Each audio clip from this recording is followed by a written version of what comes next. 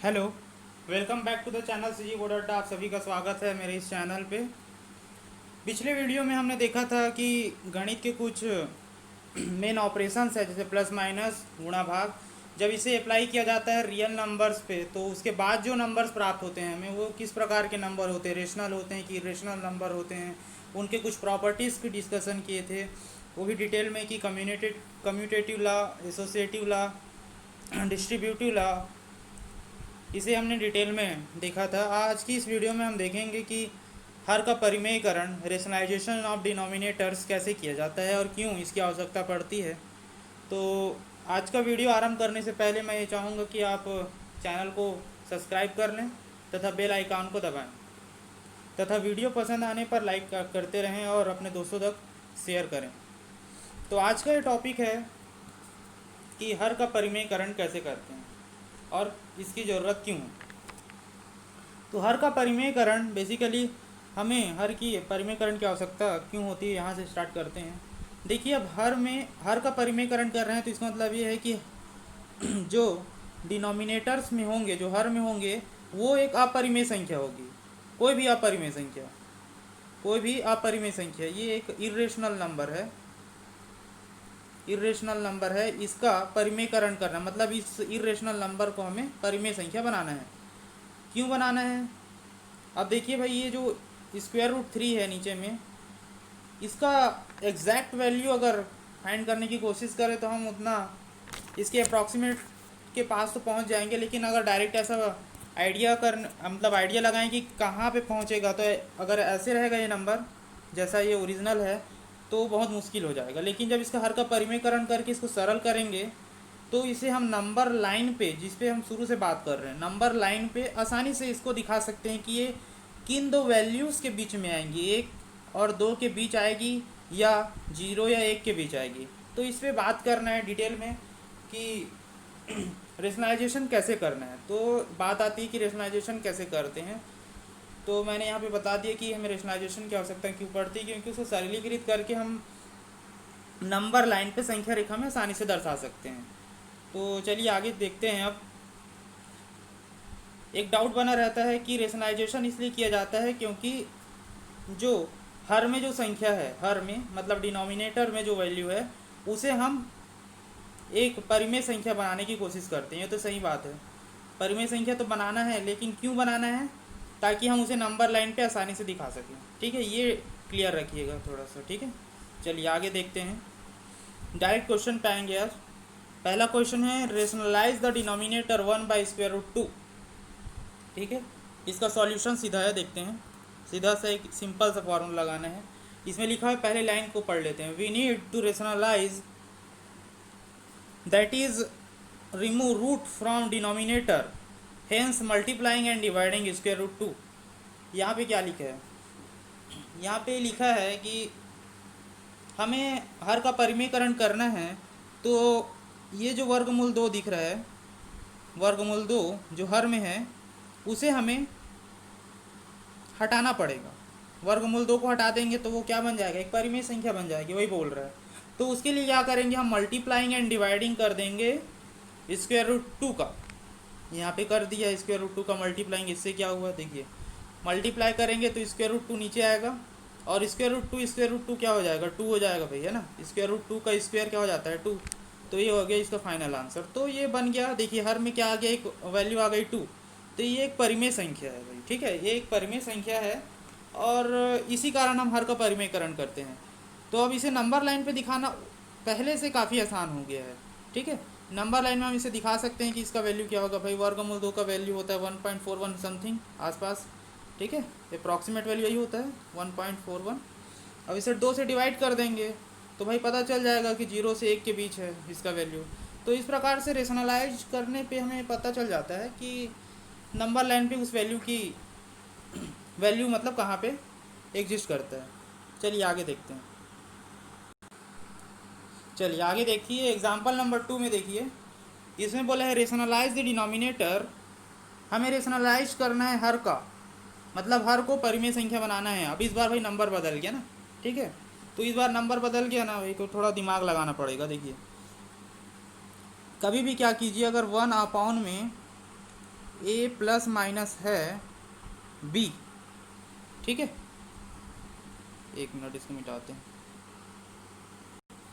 हाँ, तो यहाँ पे हम देख रहे थे कि भाई देखिए, अगर ऊपर में कोई भी नंबर है वो मतलब एक रेशनल नंबर होगा, ठीक है। नीचे में हमारे पास होगा एक इरेशनल नंबर, ठीक है। इरेशनल नंबर अपरिमेय संख्या होगा।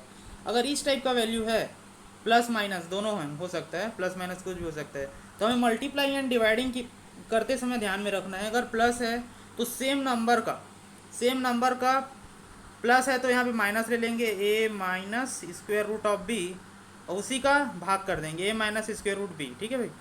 अगर सपोज यहाँ पे माइनस है थोड़ी देर के लिए, अगर यहाँ पे माइनस है थोड़ी देर के लिए, मान लिया अगर माइनस है यहाँ पे, तो यहाँ पे प्लस कर लेंगे, ठीक है।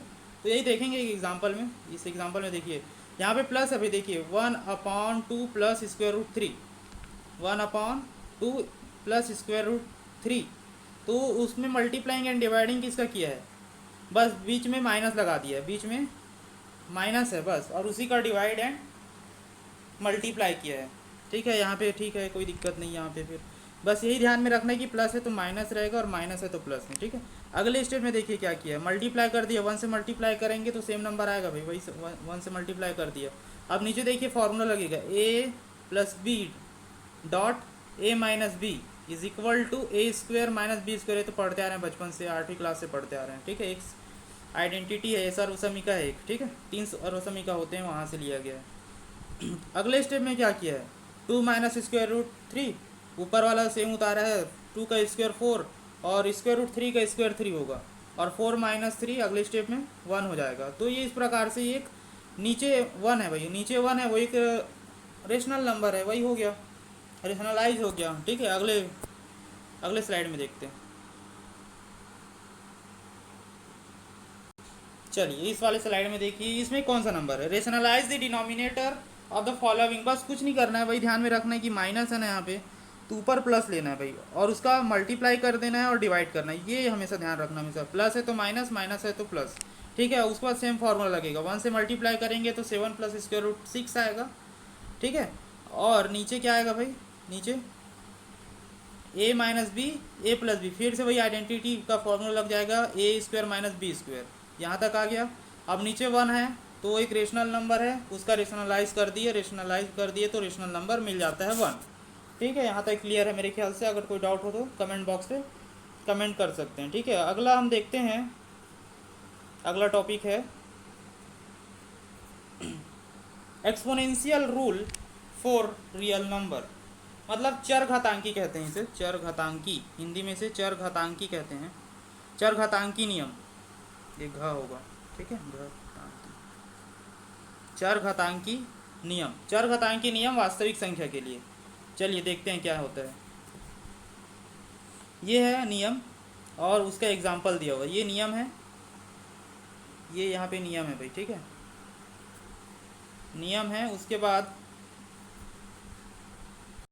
ये यहाँ पे नियम दिया हुआ है, ये नियम, ठीक है। इसमें पहला नियम है, देखिए वर्गमूल का हम बचपने से पढ़ते आ रहे हैं, जब से वर्गमूल पढ़ रहे हैं। वर्गमूल का जो वैल्यू होता है 1/2 होता है, पावर में, घात में, है ना, घात में 1/2 होगा। उसका एग्जांपल दिया है, देखिए वर्गमूल 4 मतलब 4 का घात 1/2, मतलब 4 को हम लिख सकते हैं 2 का वर्ग और पावर 1/2, तो 1/2 यहाँ से कट जाएगा, 2 यहाँ से कैंसिल हो जाएगा, 2 और 2 कैंसिल, तो बच जाएगा 2, आंसर आएगा 2, ठीक है। इसी प्रकार वर्गमूल का जब पावर 3 होगा तो ये हो जाएगा a की पावर 1/3, ठीक है, त्रिघात लग गया। इसका भी एग्जांपल दिया है, ये देखिए, ये सब करते आ रहे हैं बचपन से ना। 27 का स्क्वायर रूट के अंदर पावर हो जाएगा 1/3, तो 27 को क्या लिख सकते हैं, 3 का क्यूब लिख सकते हैं ना, 3 3 9 27 है ना, 3 × 3 × 3, ठीक है, ये लिख सकते हैं।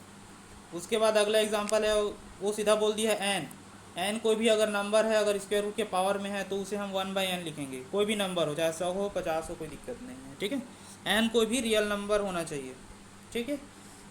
यहाँ पे बोला है, अब अगला नियम जो है ये देखते हैं, ये पढ़ना है, ठीक है, कि अगर बेस अगर सेम है, दो नंबर्स के बेस सेम हैं, अगर दो नंबर्स और उसके पावर अलग अलग हैं, तो जब उनका मल्टीप्लाई करेंगे तो भाई power will be add, power add हो जाएगा।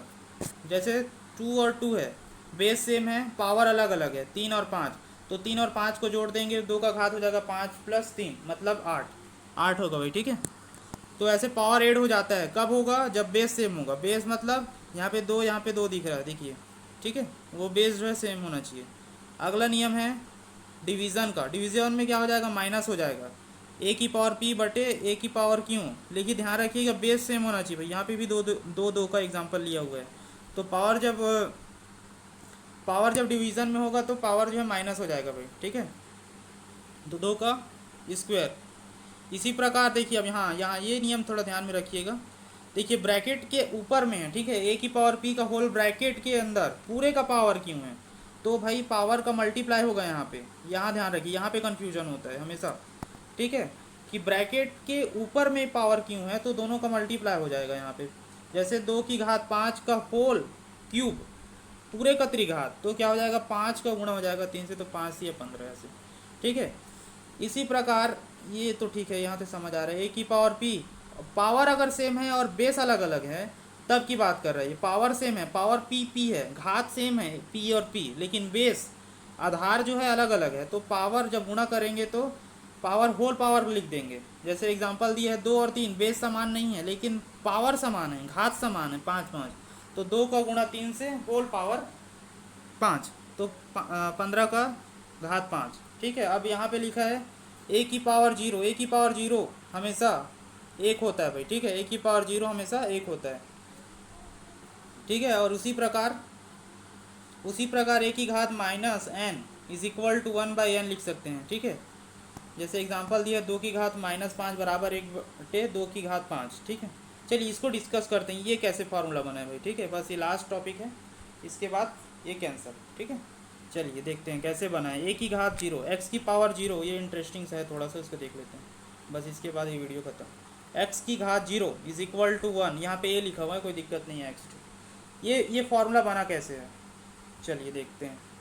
अगर ऐसे नॉर्मली सोचे तो ये है कि x को 0 बार गुणा करने पर, x का गुणा 0 बार खुद से करने पर 1 आएगा। अब कैसे करेंगे, अब ये दिमाग लगाते रह जाएंगे, नहीं आएगा, ठीक है। तो इसको फॉर्मूला कैसे बनाएंगे, देखिए x की घात हम लिख देते हैं m, ठीक है, और x की घात लिख देते हैं m, लिख सकते हैं ऐसा, ठीक है। और हमने अभी अभी पढ़ा है क्या कि x का जब डिवीज़न में होगा तो घात क्या होता है भाई, माइनस कर देते हैं, x की घात m माइनस m, तो m में से m कैंसिल होगा तो x की घात कितना हो जाएगा, 0। हाँ ठीक है सर, लेफ्ट साइड आ गया। अब इधर देखिए राइट साइड में ला रहा हूँ, ये देखिए यहाँ से ये दोनों कैंसिल भी तो होगा, हो गया भाई, 0 बराबर x की घात 0 बराबर 1, ठीक है। So thank you for watching this video. अगर वीडियो पसंद आए तो लाइक कर दीजिएगा तथा शेयर जरूर करिए, ठीक है। Thank you for watching this video, मिलते हैं अगले वीडियो पर नए टॉपिक के साथ, थैंक यू।